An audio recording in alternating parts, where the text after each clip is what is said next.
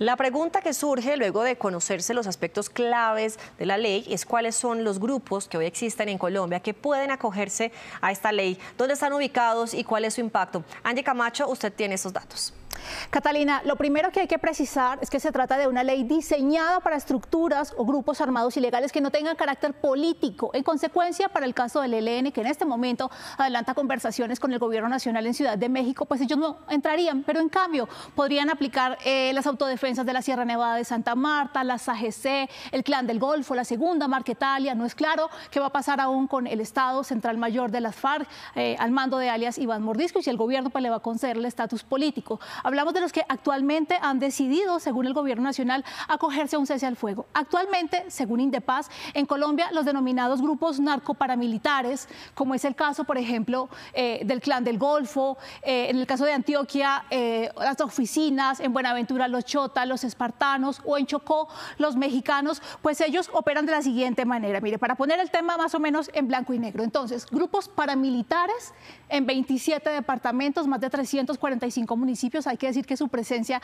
se incrementó de manera significativa. Los grupos de disidencias o grupos post-FARC, es decir, aquellos que no se acogieron al proceso de paz con las FARC, delinquen en 20 departamentos y 161 municipios. Ahora bien, para poner el tema en blanco y negro, por lo menos para aterrizarlo en un mapa, nos acompaña a esta hora el senador ponente de la ley, Ariel Ávila, y sin duda una de las personas que más conoce del conflicto armado en el país. Ariel, senador, buenas tardes. ¿Qué grupos, qué organizaciones criminales podrían entrar en el marco de esa ley que cumplan los requisitos? Ustedes ya han dicho que cumplan requisitos como patrones de criminalidad, modus operandi, jerarquía, cadena de mando, etcétera. Hola Angie, un saludo a toda la audiencia de Caracol Televisión. En este momento Colombia tiene 52 organizaciones criminales, algunas locales, otras regionales, otras nacionales. Los criterios de entrada que están en el artículo 2, 3, 4, básicamente reducirían ese grupo de 52 a unas 23 organizaciones criminales. Usted las ha nombrado, el Clan del Golfo, o el bloque, también el bloque Virgilio Peralta, Chotas y Espartanos en Buenaventura, serían 23. De esas 23, hay que mirarlo de las disidencias, ya hay contactos, el alto comisionado está adelantando contactos con unas 10 o 11 de esas organizaciones, que son las más grandes y que aspiramos que entren en este mecanismo. Y claro, hay que aclarar una cosa. Hay organizaciones como los Chotas y los Espartanos que están en Buenaventura en una guerra que deja centenares de muertos. Hay algo más grande que son como los Rastrojos Caribe, o el bloque Virgilio Peralta, que operan en 6, 7 municipios. Y hay grupos ya nacionales como el Clan del Golfo que operan en más de una veintena de departamentos. Entonces, vamos a ver variaciones, pero eso es lo que aspiramos.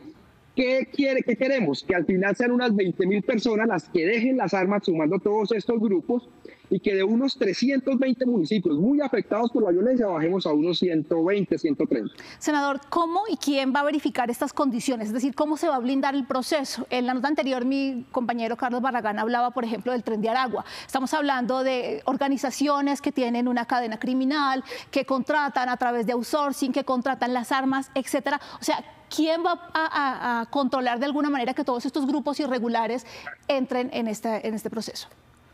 Básicamente hay una comisión de alto nivel que es la que va a asesorar al señor presidente para determinar, porque claro, hay unas condiciones de entrada en la ley, pero hay grupos que están en una raya gris, como el caso del Tren de Aragua, que algunos dicen que sí, otros dicen que no, pero en general hay una comisión de alto nivel y el gobierno decide. Lo segundo que hay que tener en cuenta es como el Clan del Golfo. El Clan del Golfo más o menos tiene unos 4.000, 5.000 hombres armados, que es su estructura que ellos autodenominan autodefensas gaitanistas, pero hay un montón de redes de apoyo, de pandillas. Eso entra o no entra, va a ser de acuerdo a esa comisión de alto nivel y a los niveles de conversación que se den. O el caso de la oficina o antigua oficina de Envigado. Tiene unas 3.000 personas en armas duras, pero además tiene 122 combos en Medellín y en el Valle de la Burrada. ¿Esos combos entran o no? Va a ser parte de esa discusión sobre redes de apoyo o no. Ahora aterricemos la mapa, senador, porque según Indepaz, a corte junio del año pasado, los denominados grupos nuevos paramilitares, narcoparamilitares, delinquen en regiones como Norte de Santander, Cesar, Magdalena, Atlántico, Meta, muy duramente en esta zona en este momento del Pacífico colombiano, Guaviare, Guainía, el sur del país.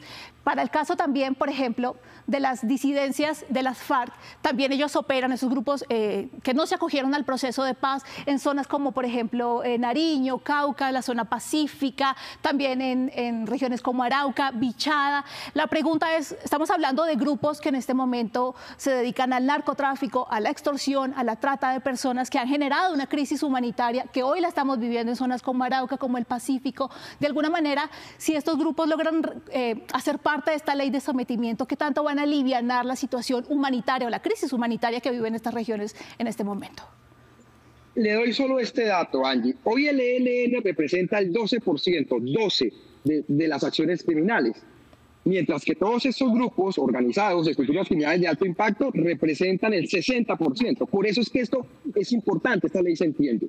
Si nosotros logramos negociar, someter con 10, 11 organizaciones y 20.000 personas, estaríamos hablando de esto. El corredor pacífico, que hoy todo está incendiado desde Tumaco, Nariño hasta Río Sucio, Chocó, tendría un alivio por lo menos en el 45% de los municipios. La frontera entre Colombia y Venezuela tendría un alivio de casi 60, 70 municipios. Y el corredor de los sures, sur de Córdoba, sur de Bolívar, Catatumbo, tendría un alivio. Vuelvo y le repito, yo creo que nosotros vamos a aspirar de unos 300 municipios hoy muy afectados por violencia, si esto sale bien, reducirlo a unos 120, un 50%, que sería un paso impresionante para este país en la dinámica de inseguridad que tenemos. Para el caso de la presencia en áreas metropolitanas, por ejemplo, si hablamos de Bogotá, estas son algunas de las estructuras identificadas con mayor presencia. Medellín, por ejemplo, Clan del Golfo, Segunda Marquetalia. Algo similar ocurre precisamente en Cali y en Barranquilla, donde estos grupos son los que se encargan de la extorsión, del secuestro de la vacuna. ¿Cómo se va a manejar en estas zonas? El comisionado ya ha hablado de con 12 grupos en Medellín se está haciendo contacto. ¿Cómo garantizar, por ejemplo, que un grupo no se dedique a contratar personas, a comprar armas y simplemente a decir que tiene una gran estructura armada criminal? Mire, Angie, el tema urbano, o lo que llamamos oficinas, va a ser un tema complejo. A hoy se sabe que hay acercamientos en el caso de la oficina o antigua oficina de Envigado en el Valle de la Aburrá y sus diferentes variaciones. Es posible que entre lo de Cali, pero en Bogotá, grupos como los Camilos y demás, con eso no va a haber ningún proceso de sometimiento porque no cumplen ninguno de los requisitos. Lo que le queda es la persecución de la justicia. Solo los criterios. Será esta comisión de alto nivel la que asesorará al gobierno para saber qué grupos entran y qué grupos no entran. Senador ponente de la ley, mil gracias por atendernos y pues ahora será el Congreso precisamente quien deba debatir qué va a pasar con el futuro de esta ley de sometimiento.